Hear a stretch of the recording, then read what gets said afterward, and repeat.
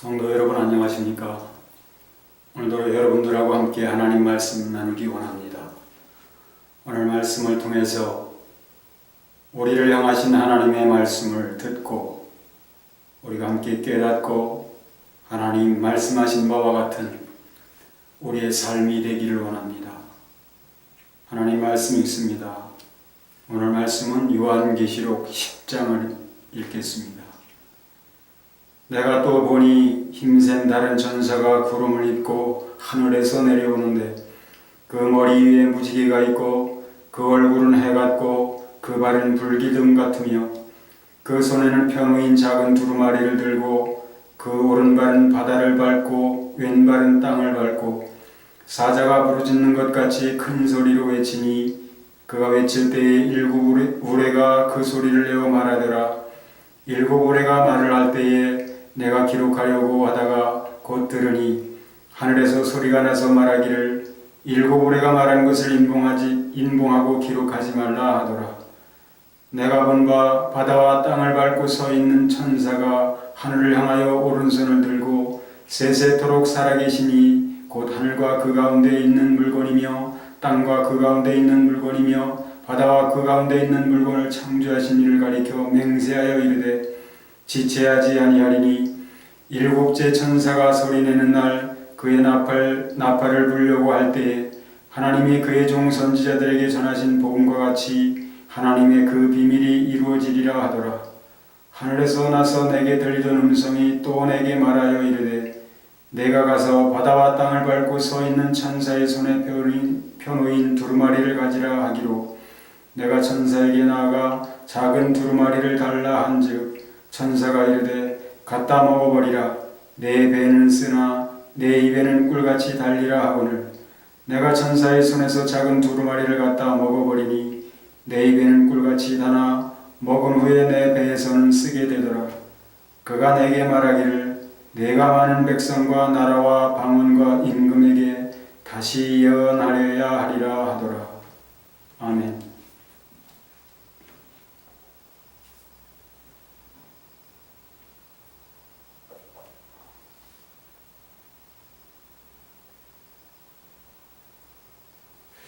일곱 나팔을 부어놓은 그런 말씀 가운데 삽입된 말씀이라고 하죠. 10장과 11장은 삽입된 말씀이라고 하는데요.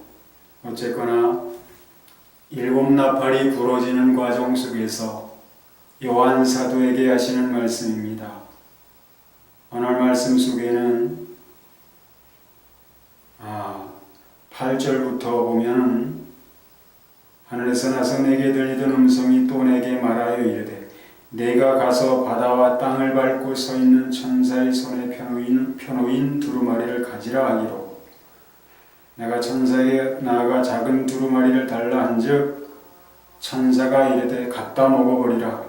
내 배에는 쓰나 내 입에는 꿀같이 달리라 하거늘 내가 천사의 손에서 작은 두루마리를 갖다 먹어버리니 내 입에는 꿀같이 달아 먹은 후에 내 배에서는 쓰게 되더라. 그가 내게 말하기를 내가 많은 백성과 나라와 방언과 임금에게 다시 예언하여야 하리라 하더라.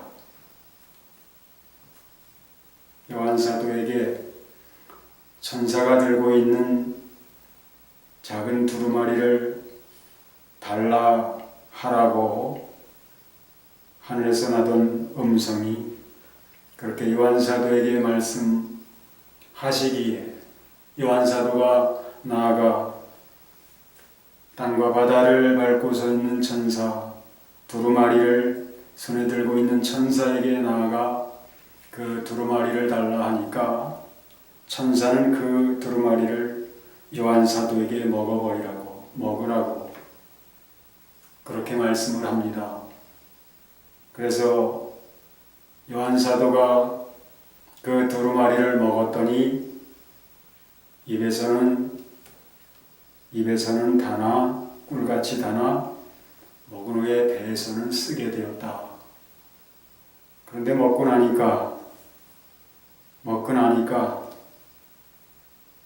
요한 사도에게 말씀하시기를 내가 많은 백성과 나라와 방언과 임금에게 다시 예언하여야 하리라.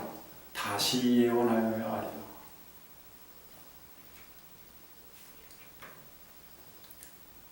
다시 예언하라고 그렇게 말씀하시는 그런 음성을 들었어요. 왜 다시 예언해야 할까요? 많은 백성과 나라와 방언과 임금, 이것은 온 세상을 가리키는 것이죠. 온 세상을 향하여 다시 예언하여야 하리라. 다시 예언해야 할 이유와 필요가 무엇일까요? 바울 사도는 로마서 15장 20절에서 말합니다. 내가 그리스도의 이름을 부르는 곳에는 복음을 전하지 않기로 힘썼다.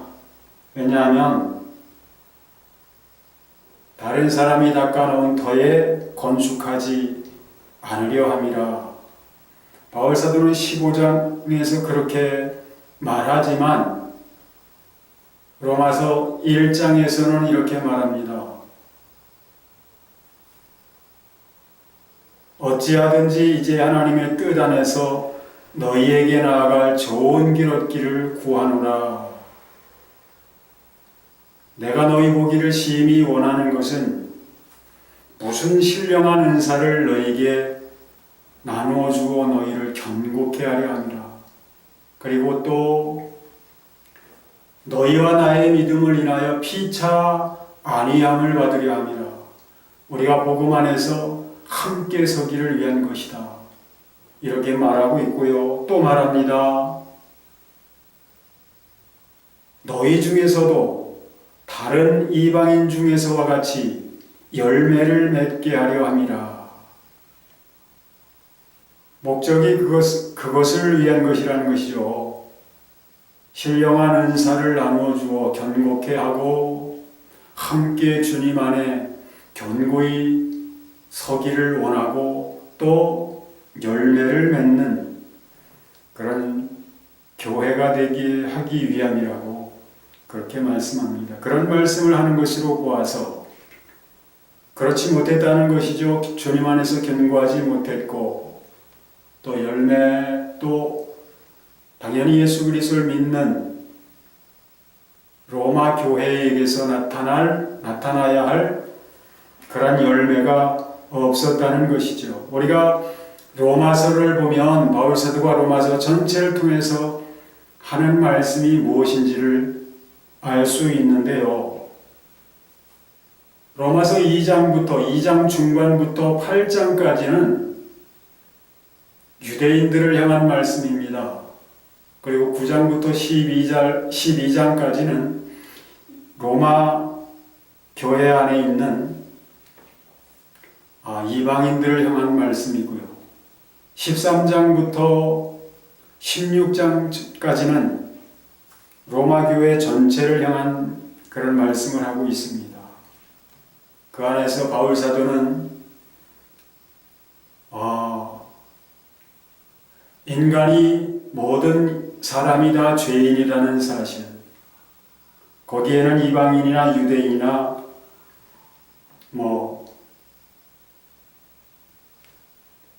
구분할 필요 없이 다 죄인들이라, 예수 그리스도를 믿음으로 다 구원받아야만 하는 그런 대상들이다. 그런 것을 말씀하고 있고요. 그렇지만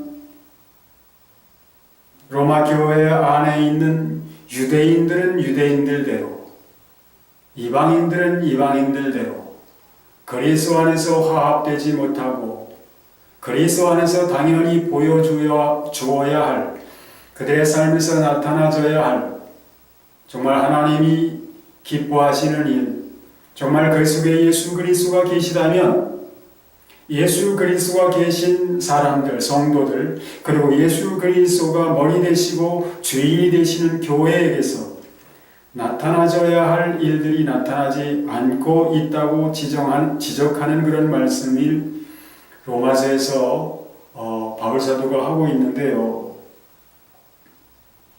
그렇기 때문에 로마서 8장에서부터는 당연히 교회와 성도들에게서 나타나져야 할, 교회와 성도들에게서 있어야 할 그런 일들을 위하여 성령을 쫓아 살아야 할 것을 말씀하고 있고요.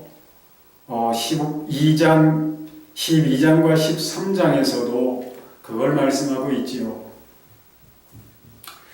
바울 사도도 역시 다른 사람이 닦아놓은 터 위에, 다시 말하면 다른 사람이 복음을 전하여 예수 그리스도를 믿는 그 무리들 가운데는 복음을 전하지 않기로 힘썼었다. 그렇지만 그렇게 생각했던 바울 사도가 누군가에 의하여 복음을 듣고 세워진 로마 교회에 나아가서 다시 복음 전해야 할 그런 필요를 느껴서 로마서라고 하는 편지를 로마 교회에 기록하고 있고요.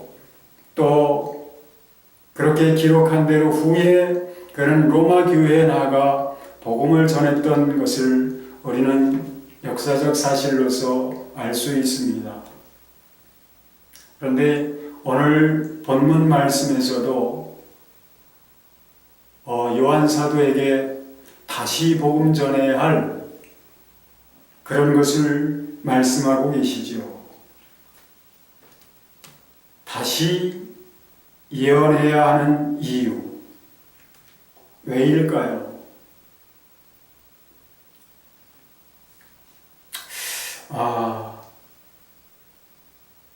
복음을 전해 들은 사람들, 복음을 전해 들은 대상들, 그들에게는 다시 복음 전해야 할 이유가 없을 것 같지만 또 복음을 전해야 할, 다시 복음을 전해야 할 그런 필요가 있다는 말씀이죠. 왜냐하면 시간이 지났기 때문에 들은 복음을 잊어버렸을 수도 있고요. 빛이 바랬을 수도 있고요.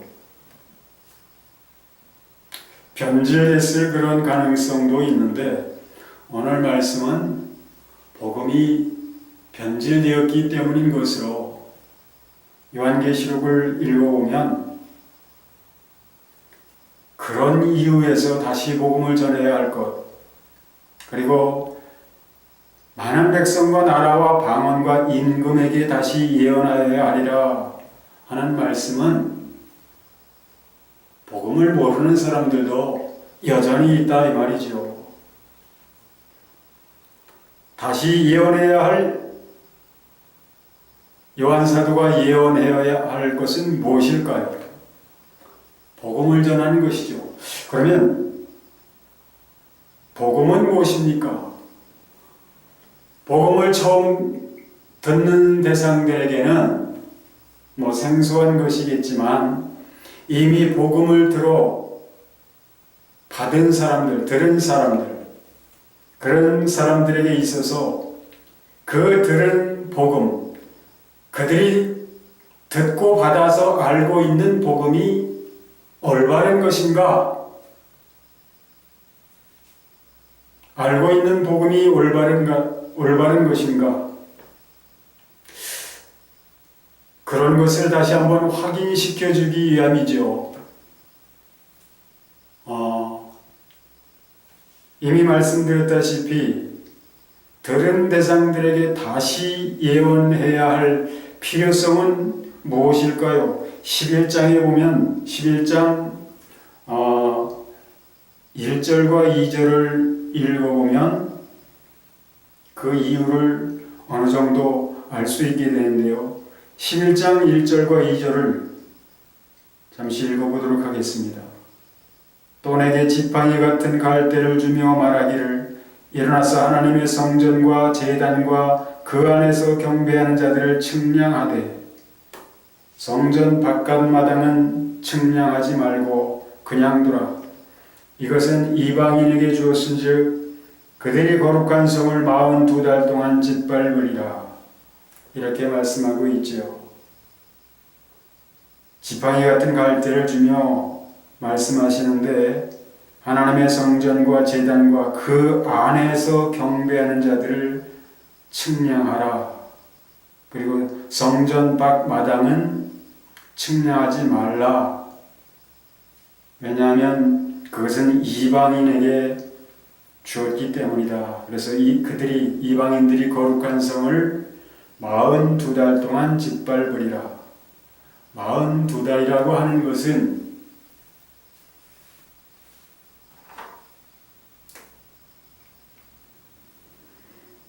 전 시간에 언제 말씀드린 적이 있는데 그리스도께서 오신 시점입니다. 여기가 그리스도께서 오신 시점이고 여기가 그리스도께서 다시 오실 시점이에요. 예수 그리스도께서 30세에 공생애를 시작하셔서 33세에 고난을 받으셨죠. 십자가의 죽임을 당하시는 고난을 당하심으로 온 인류에 대한 구원을 이루시고 교회가 출발하게 되었습니다.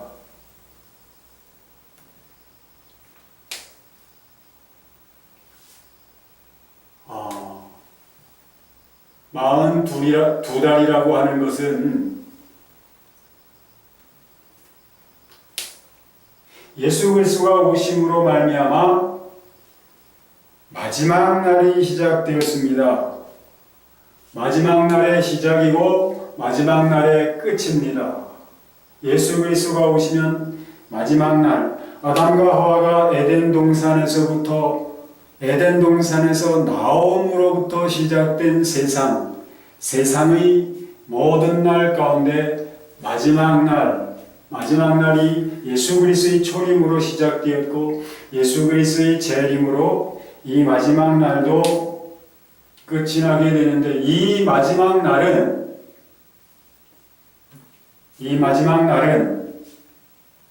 히브리서 1장 1절에 말씀하고 계시죠. 옛적의 선지자들로 여러 부분과 여러 모양으로 우리 조상들에게 말씀하신 하나님께서 이 모든 날 마지막에 그것이 마지막 날입니다. 이 모든 날 마지막에 아들로 우리에게 말씀하시니라 라고 말씀을 하고 있습니다. 그런데 예수 그리스도로 말미암아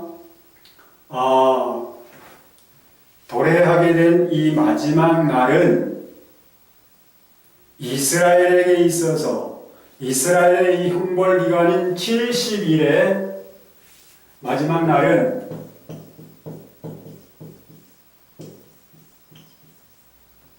이스라엘에게 있어서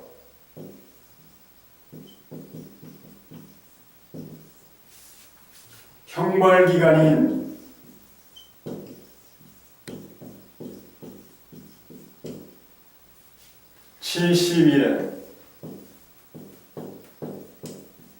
70일의 중의 마지막 한일에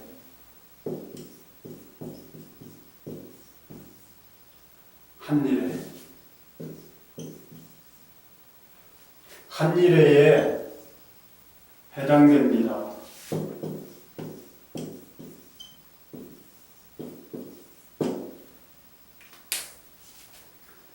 마지막 한일에 예수님 초림하심으로 시작된 이 마지막 날은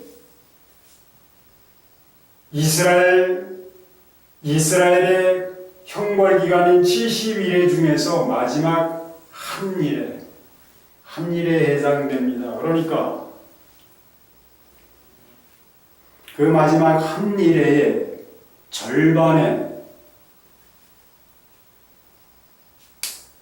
제사와 예물을 드리는 그런 일이 패하게 될 것이다. 성읍과 성소를 파괴하는 성읍과 성소가 파괴되는 그런 일이 있을 것이다. 매일 드리는 제사와 예물을 드리지 못하게 되는 일은 성읍과 성소가 파괴됨으로써 그 일, 제사 드리고 예물 드리는 일이 그런 일을 할 수 없게 되었죠. 그 일은 AD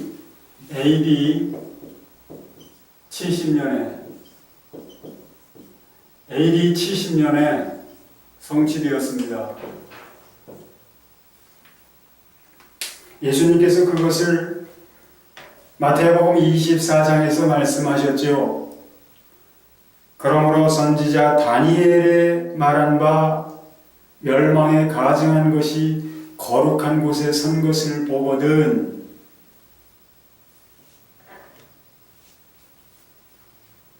그때 유대에 있는 자들은 산으로 도망할지어다. 왜 도망해야 되겠습니까? 왜 도망해야 합니까? 성읍과 성소가 파괴되는 그런 일이 있을 것이기 때문에 유대 지역이 초토화되는 그런 일이 있을 것을 예수님은 다 내다보고 계셨죠. 그렇기 때문에 그런 일, 누가복음에서는 예루살렘이 군대에 에워싸이는 것을 보거든 도망치라고 그렇게 말씀하고 있죠.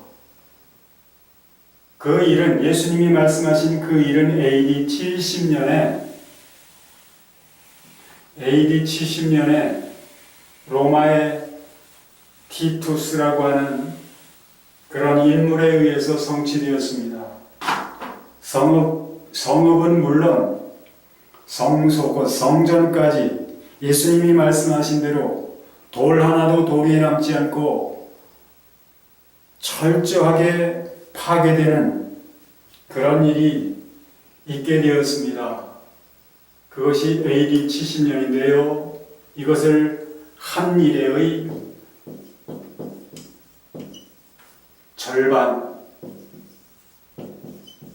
절반이라고 합니다.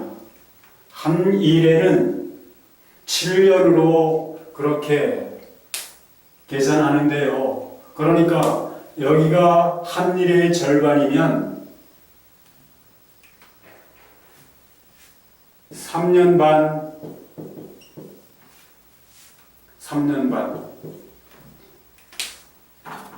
그렇게 되겠죠.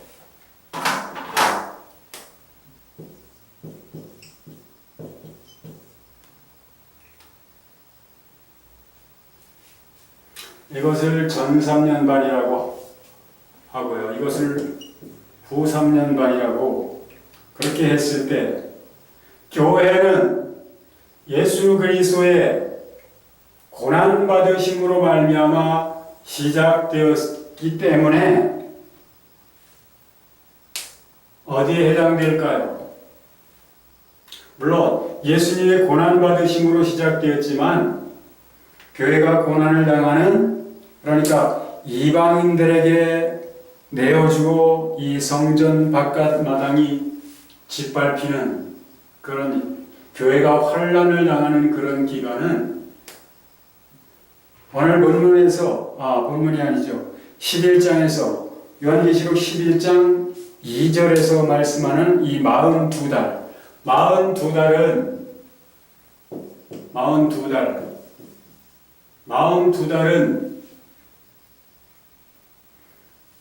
연수로 계산하면 3년 반이 되는 것이죠. 3년 반. 그렇기 때문에 AD 70년 이후로 교회가 큰 환란에 처하게 되었는데 이 기간을 가리키는 것이죠.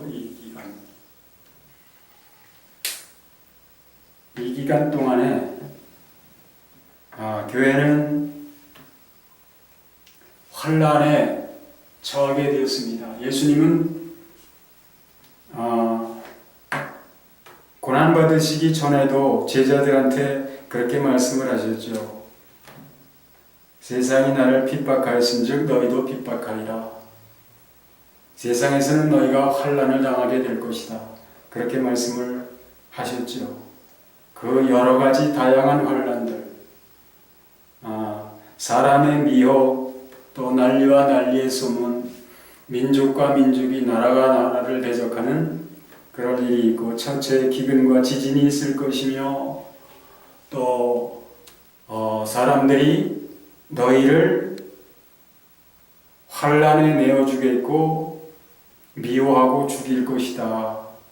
그리고 사람들이, 믿는 자들이 믿음에서 떠나서, 시험을 받아서 떠나서 또 죽는데 서로 잡아주고, 또 불법이 성함으로, 불법, 그리스도께서 말씀하시고 본을 보여주신 그런 데서 떠나서 불법이 성함으로 많은 사람의 사랑이 식어지게 될 것이다. 이런 모든 것들이 다 환란이라고 주님이 말씀을 하셨죠. 교회는 주님이 다시 오시는 이 재림의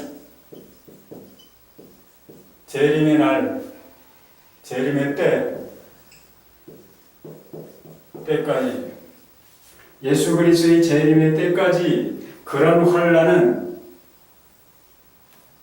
지속될 것입니다.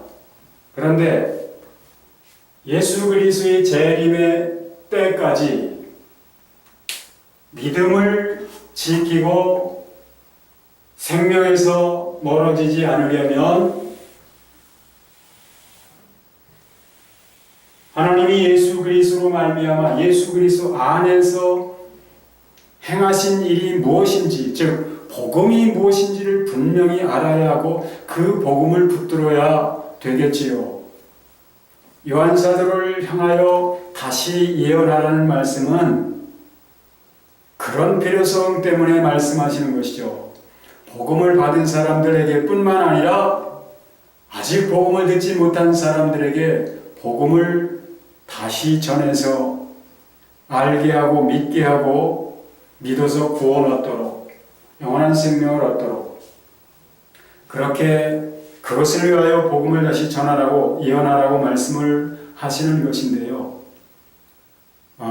복음을 들은 사람들 가운데서는 요한계시록 11장 1절과 2절에서 보듯이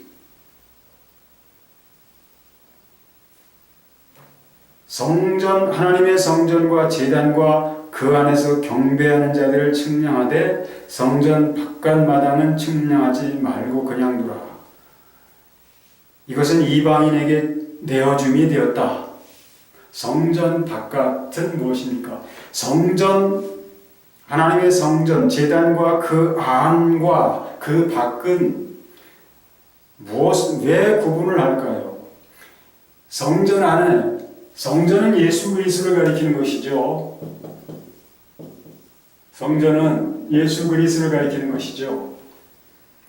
성전 안에 있다고 하는 것은, 성전 안에서 거한다고 하는 것은, 또한 성전 안에서 제사를 드리고 생활하는 자들, 경배하는 자들은 성전 안에 거한다. 즉 예수 그리스도 안에, 예수 그리스도 안에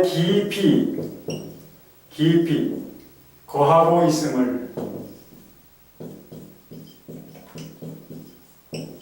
있음을 의미하는 것이죠.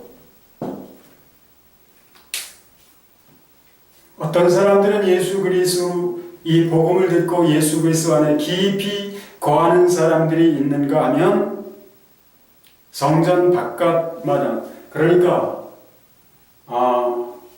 겉도는 신앙을 하는 사람들이 있다는 것이죠. 성전에 속한 것도 아니고 그렇다고 세상에 속한 것도 아니고 어정쩡한 신앙생활하는 사람들, 그런 사람들이 있는데, 우리가 요한계시록 13장을 보면 요한계시록 13장 12절과 14절에 보면 땅에 거하는 자들이 나옵니다. 땅에 거하는 자들.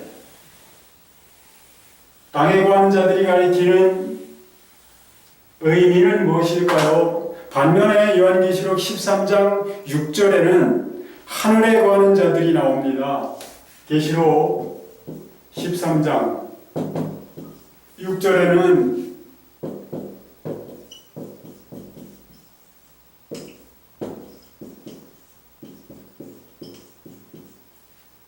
이들을 가리켜 장막에 거하는 자들이라고 합니다. 장막은 뭘 가리키는 겁니까? 이게 똑같은 것이죠. 장막과. 반면에 계시록 13장 12절과 14절에는 땅에 거하는 자들이 나와요.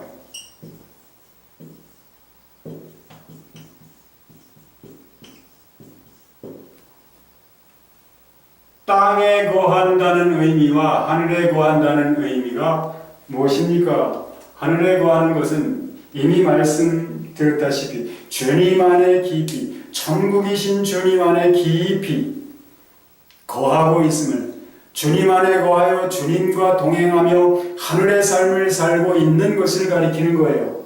반면에 땅에 거하는 자들은 11장 2절이 가리키는 것처럼 성전 뜰만 왔다 갔다 하는 사람, 성전 뜰만 밟는 사람들, 겉도는 신앙, 예수 그리스도를 깊이 알고 예수 그리스도 안에 깊이 거하여 주님과 동행하는 삶을 살아야 함에도 불구하고 그렇지 못한 사람,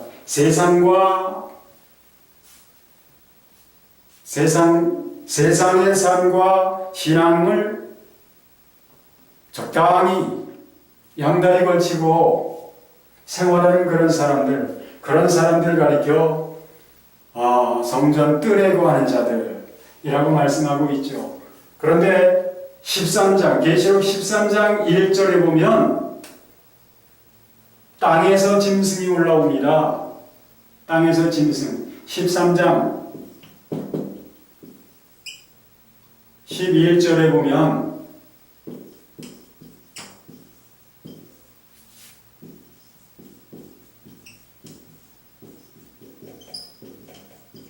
땅에서 올라오는 짐승이 등장해요. 그러니까 땅에서 올라온다는 것은 이들 중에서 이 땅에서 나온 이 짐승은 거짓 선지자를 가리키는 것인데요. 이들 중에서 거짓 선지자들이 나온다라는 것이죠. 이 적당히 예수 그리스도를 믿는다고 하지만 올바로 알지 못하고 세상적인 삶과 믿음 생활을 적당히 하는. 왜 그럴까요? 땅의 것을 버리지 못하는 것이죠. 땅의 것을 믿는다고 하면서도 땅의 것들을 추구하는, 땅에서 영화를 누리려고 하는 그런 사람들이죠. 땅의 것에 가치를 두고 그것을 포기하지 못하는 그런 사람들이죠. 그러니까 이들 중에서 땅에 거하는 자들 중에서 땅에서 짐승이 올라온다는 것은 이들 중에서 거짓 선지자들이 나온다. 거짓 선지자가 나온다. 이 거짓 선지자는 계시록 13장에 나오는 이 두 뿔 가진 새끼양 같은 짐승, 곧 거짓 선지자는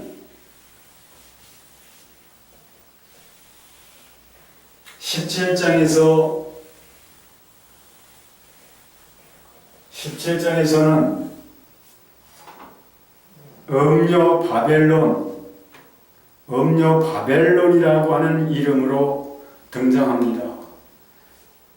작은 새끼양 같은, 두 뿔 가진 작은 새끼양 같은 그런 존재가 많은 무리에 앉은, 많은 무리 가리키는 것은 백성과 무리와 열국과 방언, 온 세상을 가리킵니다. 그러니까 그 많은 백성과 무리와 열국과 방언은 온 세계를 가리키는데, 새끼양 같은 작은 그 짐승이 온 세상을 지배하는 그러한 큰 세력으로 확대될 것을 그렇게 말씀하고 있는 것이죠.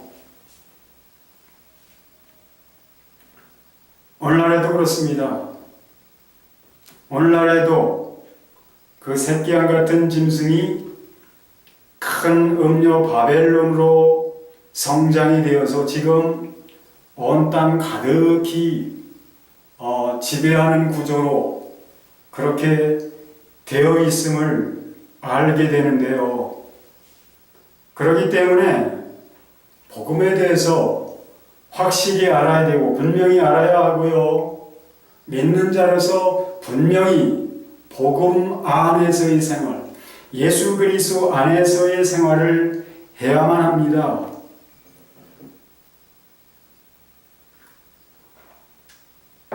그런데 복음이 무엇입니까? 무엇이 복음인가요? 여러분들이 알고 계시는 복음은 무엇입니까?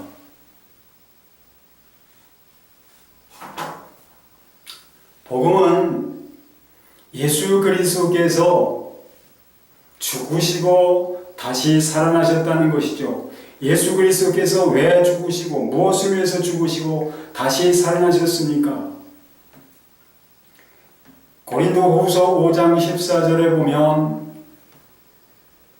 한 사람이 모든 사람을 대신하여 죽었은즉 모든 사람이 죽은 것이다. 그렇게 말씀하고 있습니다. 그러니까 예수 그리스도께서 죽으신 것은 온 세상, 온 인류, 죄인된 온 인류를 위하여 죽으신 것이고 예수 그리스도께서 살아나신 것도 죄인된 온 인류를 위하여 살아나신 것입니다.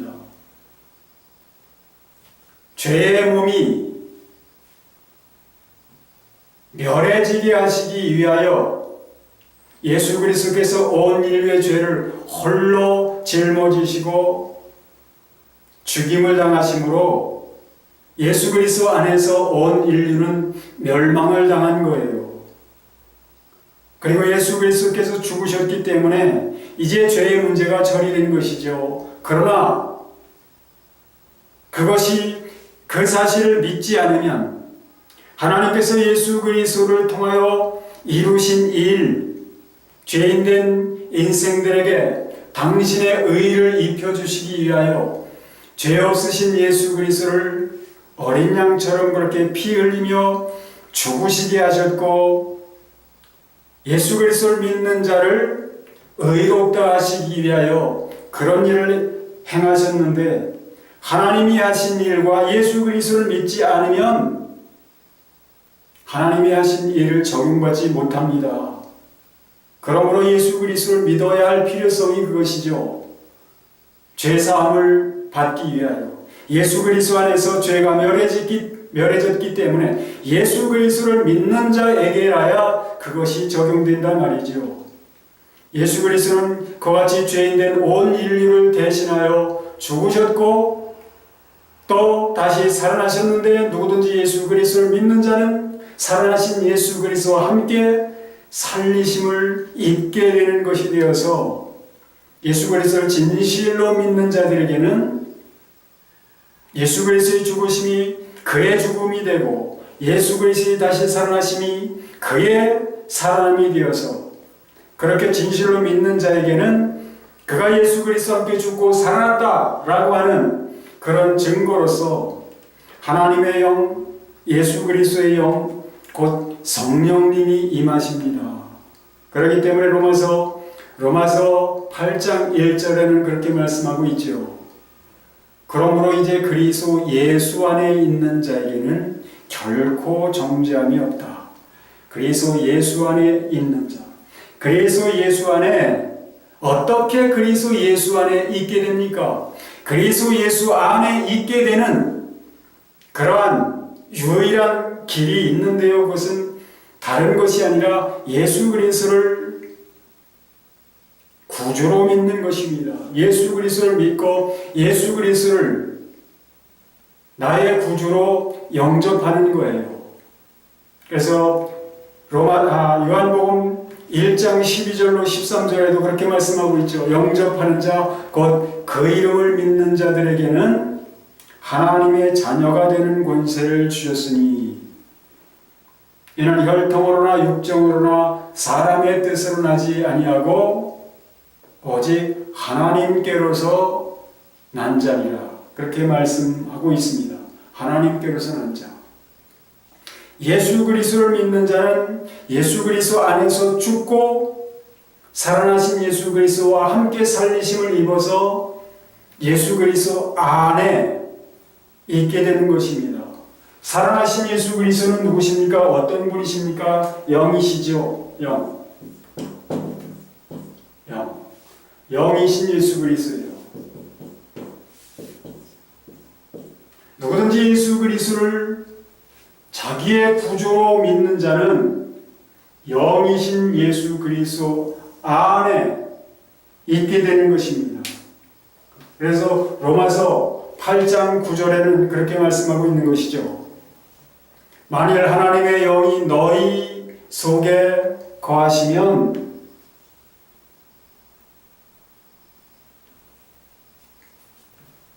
만일 하나님의 영이 너희 속에 거하시면 너희가 육신에 있지 않고 육신은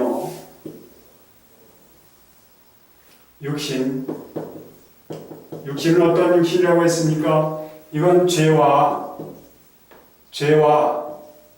사망에 의하여 사망에 장악되어 한 덩어리가 된 존재.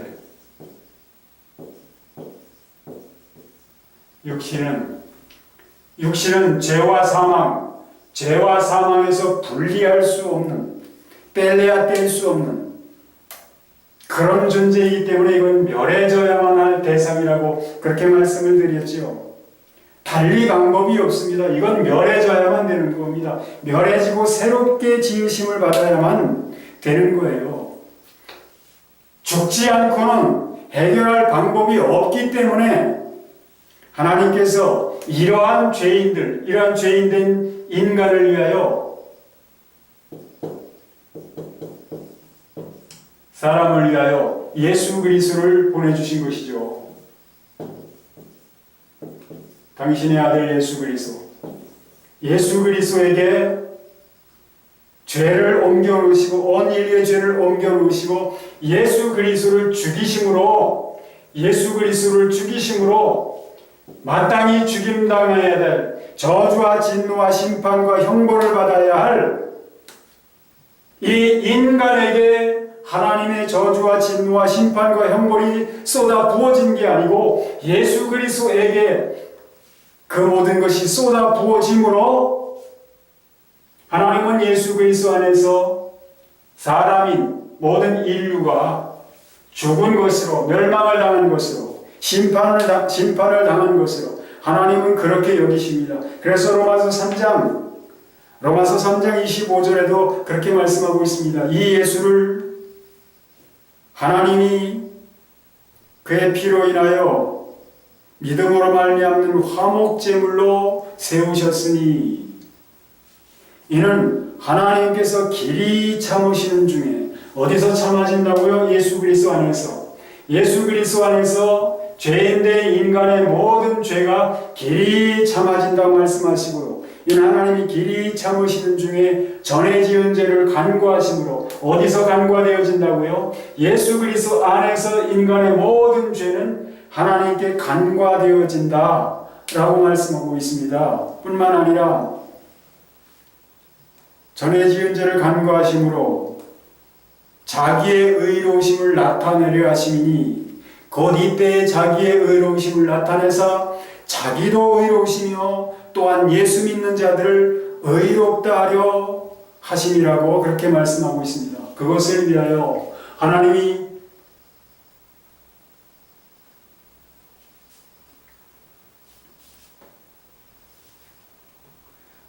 죄를 알지도 못하시는 자를 우리를 대신하여 죄를 삼으셨다. 왜 그러셨냐? 이는 우리로 하여금, 죄인된 우리로 하여금 그의 안에서, 예수 그리스도 안에서 하나님의 의가 되게 하려 하십니다. 그러므로 이제 예수 그리스도를 믿는 자는 하나님 앞에 무엇으로 나타나지게 됩니까? 죄인이 아닌 의인으로 나타나지게 되는 것입니다. 예수 그리스도를 믿는 자는 예수 그리스도의 피 뿌리심을 받고 예수 그리스도의 의로 말미암아 하나님이 지으신 그 의의 옷으로 가려지고 덮어진 바 되었기 때문에 다시 말하여 예수 그리스도로 덮어진 모습으로, 예수 그리스도로 옷 입고 선 모습으로 하나님 앞에 나타나지기 때문에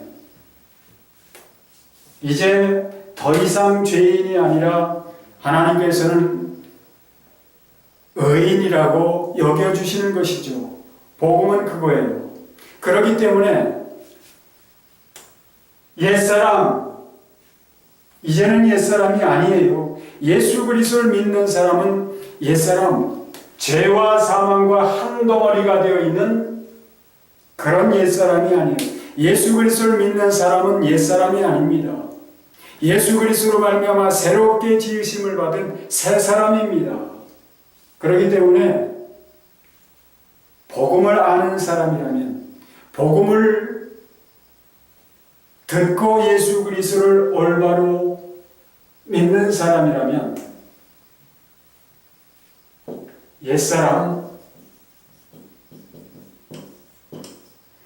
옛사람의 삶을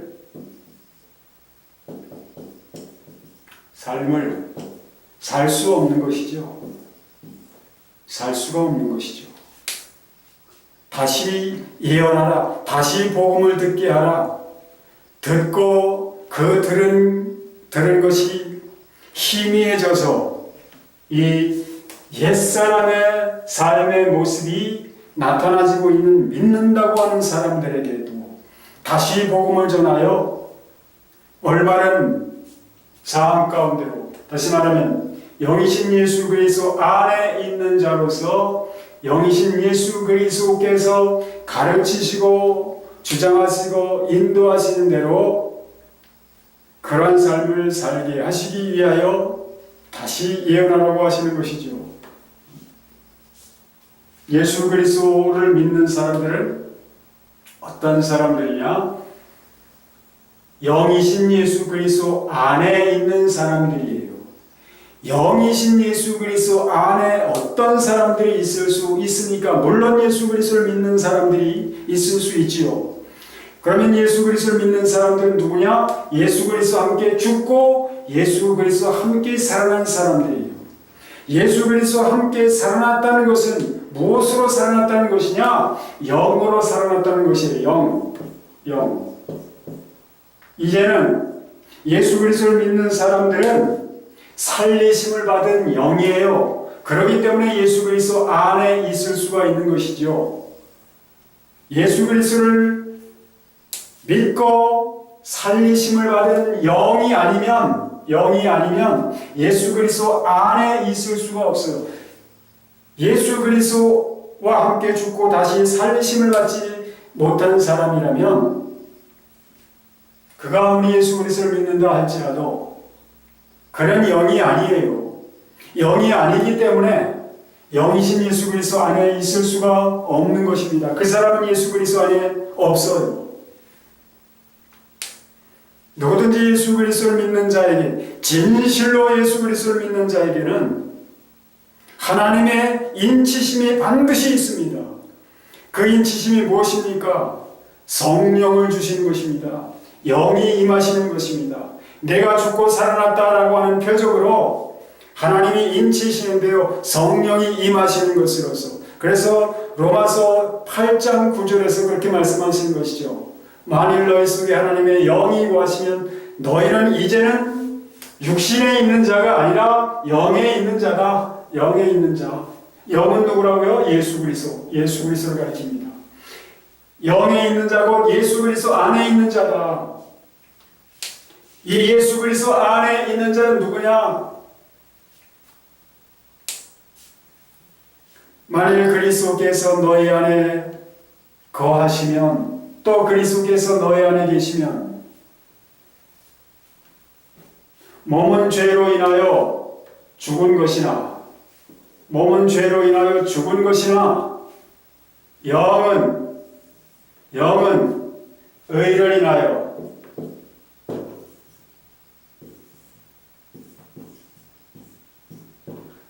이건 누구의 의입니까? 하나님의 의이며 예수 그리스도의 의입니다. 예수 그리스도의 의. 의를 인하여 산 것이다. 그때 산 것이다. 의를 인하여 산 것이다. 산 것이다 했을 때 이거 살았다고 하는 것은 무엇으로 살았다는 것이냐? 이 살았다고 하는 것은 하나님의 생명으로 살았다는 것을 의미하는 겁니다. 그러니까 하나님의 생명이 그 사람 안에 들어갔다는 것을 의미해요. 그래서 원어로 보면 조회라고 하죠. 조회. 하나님의 생명인 조회. 그리스도께서 그 안에 계신 사람은 하나님의 생명이 있는 자, 하나님의 생명이 있는 자, 곧 하나님께로서 난 자, 하나님이 낳으신, 하나님이 예수 그리스도로 말미암아 당신의 생명으로 낳으신 하나님의 자녀인 것입니다. 그렇다면 하나님의 자녀라면 마땅히 하나님의 자녀로서의 삶이 있어야 되는 것 아닙니까? 하나님께로서 났다는 것은 하나님의 자녀라면 자녀가 부모를 모를 수가 있겠습니까? 하나님께로서 났다는 것은 하나님을 안다는 거예요. 하나님을 안다는 것. 하나님께로서 난 자라는 것은 하나님을 아는 자라는 것이에요. 그런데 무엇을 가리켜 하나님을 안다라고 할까요?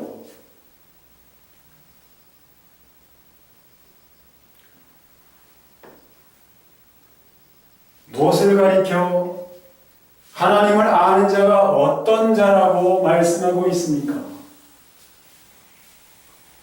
하나님의 자녀라면 하나님의 자녀다운 삶이 그에게서 있어야 하는데 하나님께서 난 자는 하나님을 알 수밖에 없다는 것이지요.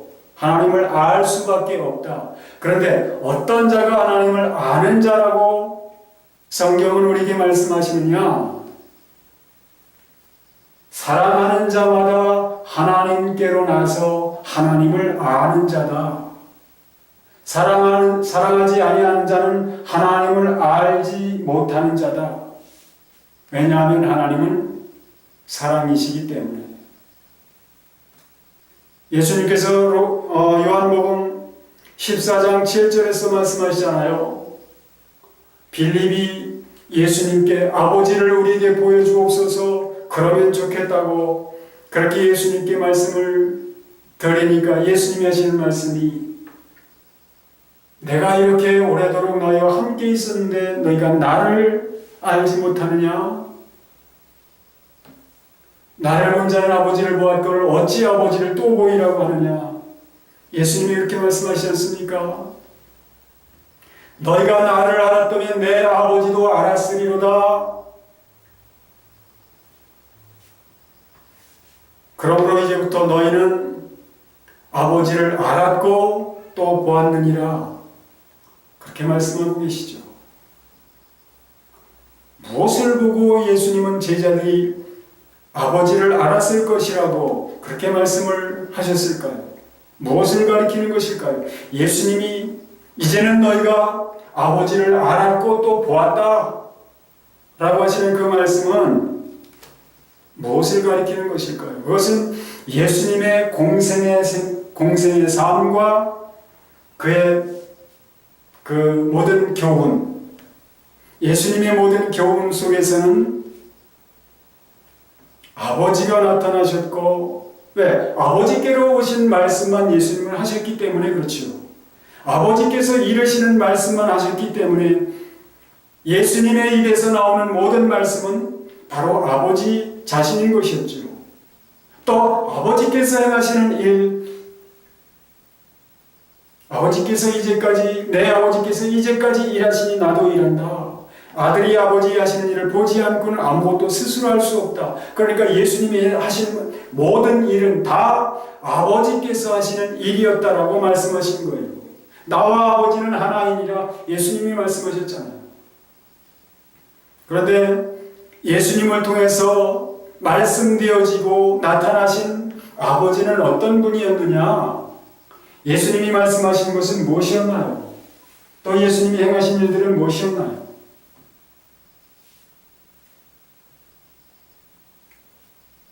죄인들을 사랑하시는 사랑이었지요. 사랑하는 자마다 하나님께로서 나서 하나님을 알고 사랑하지 아니하는 자는 하나님을 알지 못하나니 이는 하나님은 사랑이시다. 그렇기 때문에 하나님을 아는 그리고 하나님께로서 난 하나님의 자녀라면 예수 그리스도를 믿어서 그렇게 죽고 살아나 새 사람이 된 하나님의 아들, 딸이라면 그렇게 하나님을 아는 자들이라면 하나님을 알기 때문에 하나님을 아는 대로 그렇게 삶이 하나님을 아는 그 안에서 되어질 수밖에 없는 것이죠. 하나님을 아는 자의 삶은 곧 다른 것이 아니라 사랑하는 삶을 가리킵니다. 복음을 올바로 듣고 올바로 아는 삶, 올바로 아는 사람의 삶 속에서는 바로 사랑이신 하나님이 나타나질 수밖에 없다는 거예요. 그런데 너의 삶이 그러하느냐? 그렇지 못하기 때문에 다시 예언하라고 요한 사도에게 말씀하시는 것이죠. 복음을 듣고 예수 그리스도가 누구시며 아버지 하나님이 어떤 분이신 줄을 안다면 아버지를 아는 삶을 살아야 하는데 그것은 무엇으로 나타나진다고 합니까? 아버지께서 우리를 어떻게 사랑하시는지 죄로 말미암아 영원히 멸망받을 수밖에 없는 그런 죄인들을 위하여 죄 없으신 자기 아들을 내어주시기까지 또한 예수 그리스도는 죄 없이 죄인된 우리를 구원하시려고 말할 수 없는 그런 고난을 당하시되 죽음에 이르시기까지 그 고난을 참아주시고 끝내 우리의 구원을 이루어주신 분이십니다. 거기서 끝나는 것이 아니라 우리로 새 생명 가운데서 행하게 하시려고 아버지께서 예수 그리스도를 살리셨어요. 예수 그리스도를 살리신 것은 단지 예수 그리스도만을 살리시기 위함이 아니라 죽은 우리들, 죄와 사망으로 말미암아 죽은 우리들을 살리셔서 그 새 생명 가운데서 행하게 하시려고 예수 그리스도를 살리신 것이라고 그렇게 말씀하고 있습니다. 그러므로 예수 그리스도 안에 있는 자, 예수 그리스도를 아는 자, 하나님을 알고 하나님 안에 있는 자에게서는 하나님이 나타나실 수밖에 없는 것인데 무엇으로 나타나느냐? 하나님을 사랑으로, 우리를 그토록 사랑하신 하나님을 사랑함으로 나타나게 되는 것인데 무엇이 과연 하나님을 사랑하는 것이냐? 하나님의 계명을 지키는 것. 내 계명을 가지고 지키는 자라야 나를 사랑하는 자다. 주님이 그렇게 말씀하셨잖아요. 옛적에도 옛 백성들에게 주신 계명이 있습니다. 그래서 그것을 가리켜 십계명이라고 하죠. 십계명, 10가지의 계명. 이것은 옛 백성들과 맺은 언약이고 계명, 그들에게 주신 계명이에요. 언약과 계명이죠. 그런데 하나님은 예수 그리스도를 통해서 새 언약을 맺으시고 새 계명을 주셨습니다. 그래서 예수님이 말씀하시죠. 새 계명을 너에게 주노니 서로 사랑하라.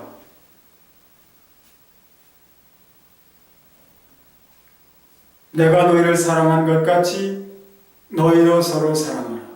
이것이 주님께서 주신 계명입니다. 근데 그것은 다른 것이 아니라고 요한 사도는 말씀하고 있지요. 내가 너희에게 전하는 것은 새로운 것이 아니요 너희가 받았고 알고 있는 말씀이다. 이것이죠. 이거 새 계명이라고 해서 옛 계명과 다를 것이 없다는 것이에요. 이것이 가리키는 것이 뭐라고 예수님 말씀하셨습니까? 마음을 다하고 목숨을 다하고 뜻을 다하고 힘을 다하여 주 너희 하나님을 사랑하라. 그것이 크고 첫째 되는 계명이요 둘째는 그와 같으니 내 이웃을 내 몸같이 사랑하라. 이것을 주님께서는 하나로 모으신 것이죠. 하나로 합친 것이죠. 하나님을 어떻게 하는 것이 마음을 다하고 목숨을 다하고 뜻을 다하고 힘을 다하여 하나님을 사랑하는 것이냐? 그것은 하나님을 사랑함으로 이웃을 사랑하는 것. 만약에 마음을 다하고 목숨을 다하고 힘을 다하고 뜻을 다하여 이웃을 사랑한다면 그것이 바로 마음을 다하고 목숨을 다하고 뜻을 다하고 힘을 다해서 하나님을 사랑하는 것이 된다. 바울 사도도 그렇게 말씀하고 있지 않습니까? 그리스도께서 우리를 사랑하신 것까지, 그리스도께서 너희를 사랑하신 것 같이 너희도 사랑 가운데서 행하라. 그는 우리를 위하여 자신을 버리사 향기로운 제물과 생축으로 하나님께 드리셨느니라. 우리를 위하여 자신을 내어주시는 그것, 그 때에 동시에 그것은 바로 하나님께 향기로운 제물과 생축으로 자신을 드리는 것이 되었다라고 그렇게 말씀하고 있는 것입니다. 그러므로 이웃과 형제를 위하여 자기 자신을 내어주는 것, 자기의 모든 것을 내어드리는 것은, 내어주는 것은 바로 하나님께 자기의 모든 것을 내어드리는 것이라고, 하나님께 향기로운 제물과 생축으로 그렇게 드리는 것이 된다라고 말씀하고 있는 겁니다. 예수 그리스도께서 말씀하신 것과 바울 사도가 말씀하는 것이 결코 다르지가 않아요. 어느 사도를 막론하고 주님이 하신 말씀, 하나님의 말씀하고 결코 다르지가 않아요. 똑같습니다. 그러므로 예수 그리스도의 복음을 듣고 올바로 믿은 자는 예수 그리스도와 함께 죽고 살아나서 예수 그리스도 안에, 영 안에, 하나님 안에 있는 자이기 때문에, 그는 또 하나님께로 나서 하나님을 아는 자이기 때문에 하나님을 아는 삶을 살 수밖에 없는데, 그것은 사랑하는 삶으로 나타나진다는 것을 말씀하고 있는 것이지요. 또다시 복음을 다시 전해야 되는 것, 다시 예언을 해야 할 필요성은 무엇 때문이냐? 우리가 지금 어디에 있는가 하는 것이죠. 이 세상과 천국을 구분할 수 있느냐? 세상은 무엇이며 천국은 무엇이냐? 세상이 무엇인지 아느냐? 천국은 무엇인지 아느냐? 복음을 올바로 듣고 예수 그리스도를 믿었다면 그 사람은 세상이 무엇이고 천국이 무엇인지를 알아지게 됩니다. 알 수밖에 없습니다. 하나님이 죄인된 아담과 하와를 그들의 죽은 영을 다시 짐승의 가죽옷을 지어 입히심으로 죽었던 그들의 영을 다시 살려놓으셨지만, 그러나 에덴 동산에는 거하지 못하게 하시고 세상으로 내어보내셨습니다. 세상으로 내어보내셨어요. 그들의 영은 전과 같이 다시 살아났을지라도 그들은 에덴 동산에 거하는 것이 허락되지 않았습니다. 하나님은 그들 앞에 세상이라고 하는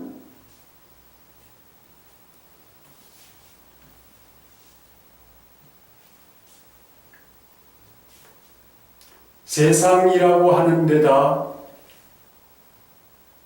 살아난 살리심을 입은 아담과 하와를 내보내셨지요. 그들은 세상에 직면했습니다. 세상을 가리켜 무엇이라고 합니까?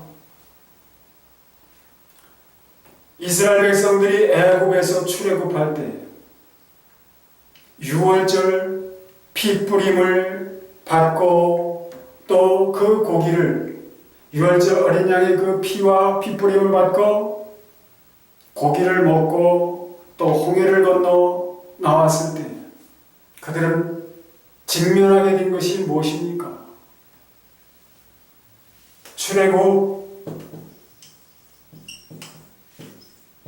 출애굽은 구원을 의미하는데요. 구원은 무엇이라고 제가 말씀을 드렸습니까? 이것은 부활이라고. 부활, 즉 다시 살리심을 받았다.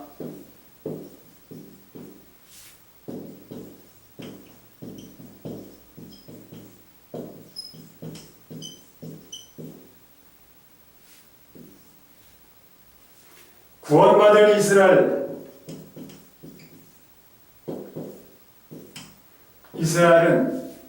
광야를 만나게 됐습니다.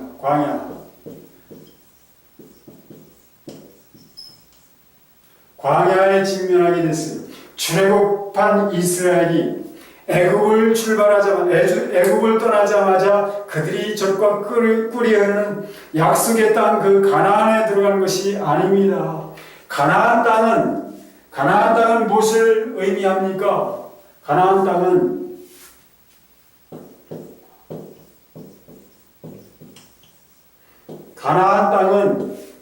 에덴 동산을 의미해요. 에덴 동산, 곧 천국을 가리키는데요.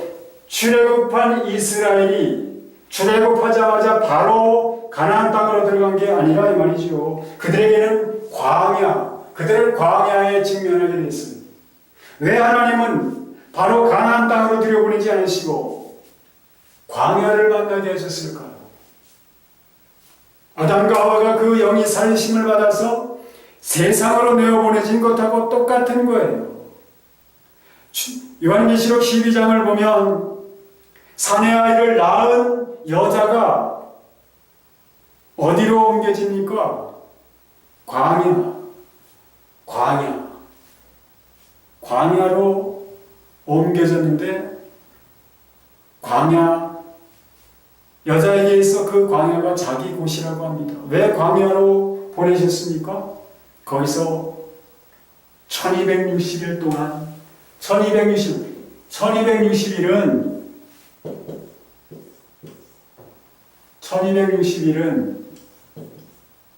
42달의 다른 이름이지요. 이것을 가리켜 또 한때, 두때, 반때라고도 합니다.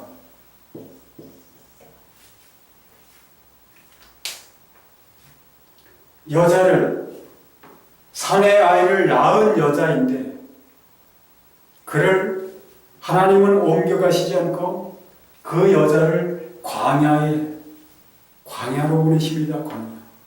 광야를 직면하게 하신다고. 여자가 누구라고요? 여자는 교회입니다. 오늘 예수 그리스도를 믿는 우리가 알아야 할 것이 무엇이냐? 예수 그리스도께서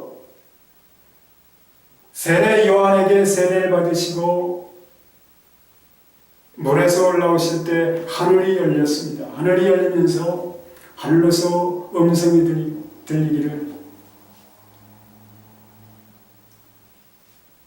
이는 내 사랑하는 아들이요 내 기뻐하는 자라. 왜 사랑하는 아들 기뻐하시는 예수 그리스도를 하나님을 어떻게 하셨습니까?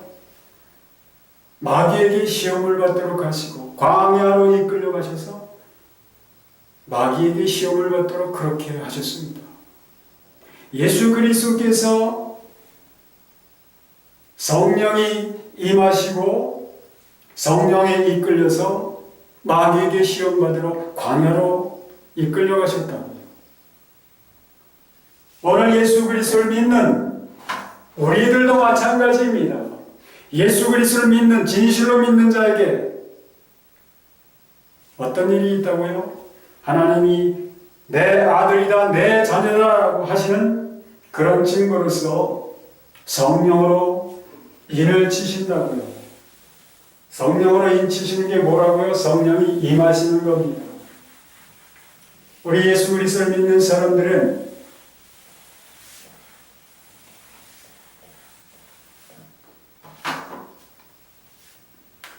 하늘의 백성들이 되었지만 우리의 삶은 우리는 아직도 이 세상에 있어요. 그런데 이 광야로 일컬어지는 세상, 애국으로 일컬어지는 이 세상, 아담과 하와가 에덴 동산에서부터 나옴으로 시작된 이 세상은 영원할 것이 아니라 하나님께서 아담과 하와에게 이 세상이라는 것을 허락하셨지만 이 세상을 하나님은 영원토록 보존해 두시려고 하시지 않으셨고 언젠가는 끝내시려고 하셨다는 사실, 이 세상은 끝나게 되어 있다. 하나님께서 끝내시기로 정하신 때가 있다. 그 때가 언제냐? 예수 그리스도께서 오실 때에 끝이 나게 될 것인데, 아담으로부터 시작된 세상의 마지막 날이 예수 그리스도께서 초림하심으로 말미암아 세상의 마지막 날이 시작되었고, 이 마지막 날의 이 기간은 이스라엘에게 있어서 이스라엘 형벌 기간인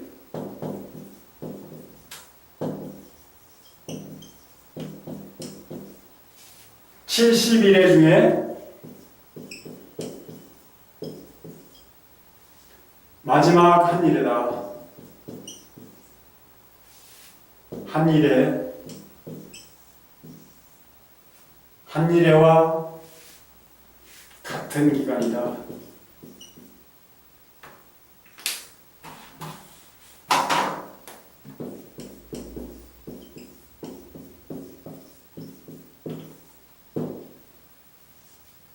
그런데 AD 70년에 한일의 절반, 마지막 한 날에 절반이 지나갔고, 지금은 어떠한 때이냐? 우리는 어떠한 때를 살아가고 있느냐? 우리는 이 마지막 날의 끝부분에 살아가고 있다. 이것을 가리켜 뭐라고 하느냐? 예수 그리스도로 말미암아 시작된 교회. 자, 예수 그리스도로 말미암아 어떤 일이 있었습니까? 예수 그리스도로 말미암아 예수 그리스도께서 고난 받으심으로 말미암아 십자가 고난 받으시고 승리하심으로 말미암아 마귀는 땅으로 내어 쫓겼어요. 그것을 다른 말로는 무적행에 갇힌 것으로 말씀하고 있다고 제가 다른 시간에 말씀드린 적이 있는데요.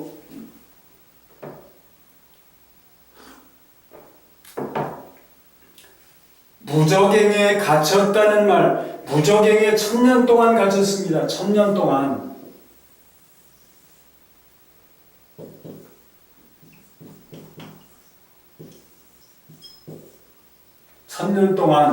마귀가 1000년 동안 무적행에 갇힌 그 일은 예수 그리스도의 고난받으시고 다시 살아나신 그 승리로 말미암은 것이고, 그 일로 말미암아 마귀는 잡혀서 무적행에 갇히게 되었습니다. 1000년 동안. 그런데 이 1000년 동안의 교회는, 믿는 자들은 영으로 다시 오신 예수 그리스도와 함께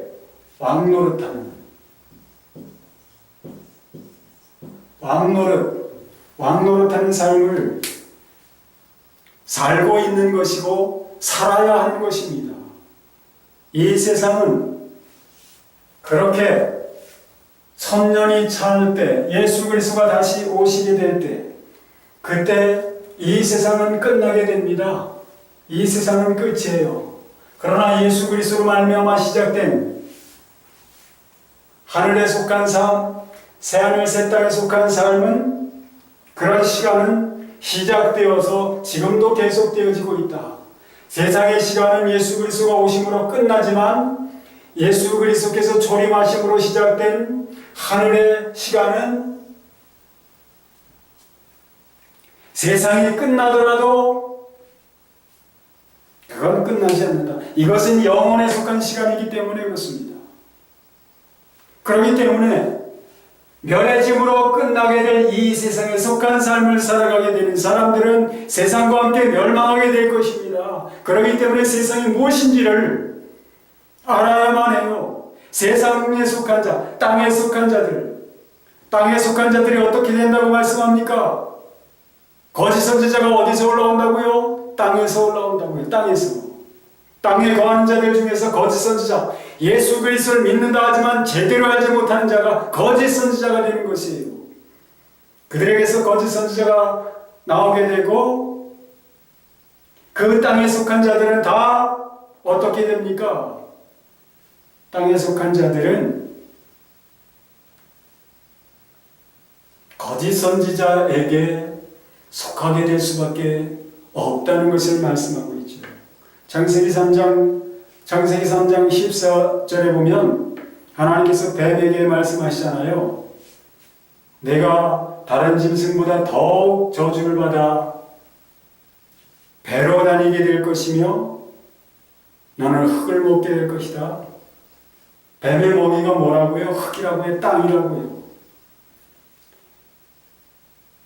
요한계시록에 보면 어떤 자들이 짐승의 우상에게 절하게 되고 경배하게 되고 그 짐승의 표를 받게 됩니까? 땅에 속한 자들이 받게 돼요. 그들은 누구입니까? 뱀의 먹이가 된 자들이에요. 사단에게 넘어간 자들이에요. 그렇게 될 것이라고. 그러므로 이 땅에서 예수 그리스도를 믿고 다시 살리심을 받아 새 사람이 되고 하나님의 아들, 딸들이 되어서 하나님을 아는 대로, 예수 그리스도를 아는 대로 하늘에 속한 삶을 살지 않으면 끝나버릴 이 세상과 함께 멸망을 당할 것이고요. 그들은 사단에게 속하여 어떻게 된다고요? 영원히 꺼지지 않는 불과 유황으로 타는 못에 던져지게 될 것이라고 말씀하고 있지요. 세상이 무엇이고 그러므로 예수 그리스도를 믿는 사람들은 복음이 무엇인지를 올바로 알아야 되고 하나님의 자녀라면 하나님을 아는 자답게 하나님께로서 난 자답게 하늘에 속한 삶 곧 사랑하는 삶이 있어야만 될 것이며 이 세상은 결국 없어지고 말 것이라는 것을 분명히 알아서 이 땅에 영원히 살 것처럼 썩어지고 없어질 것 아무것도 아닌 것 그런 것을 추구하며 살아가야 될 것이 아니라 오히려 그 썩을 것, 없어질 것 그런 것을 통해서 썩지 않을 것으로 바꾸는 삶 그런 삶, 하늘에 속한 삶 영원히 멸망하지 않고 영원토록 살 수 있는 하늘에 속한 그런 삶을 살아야 할 것 그것을 위하여 다시 예언하라는 말씀이 요한 사도에게 주어진 것입니다. 그것은 오늘 우리에게도 적용이 되는 말씀입니다. 그러므로 우리는 오늘 이 말씀을 통하여 왜 다시 예언을 해야 되는가? 왜 우리가 복음을 다시 올바로 알아들어야 할 그런 필요성이 있는가? 올바로 아시게 되었기를 그리고 다시 복음을 전해 들은 자로서 하나님께서 원하시는 합당한 삶이 우리 모두에게 있어지기를 예수 그리스도 이름으로 축원합니다.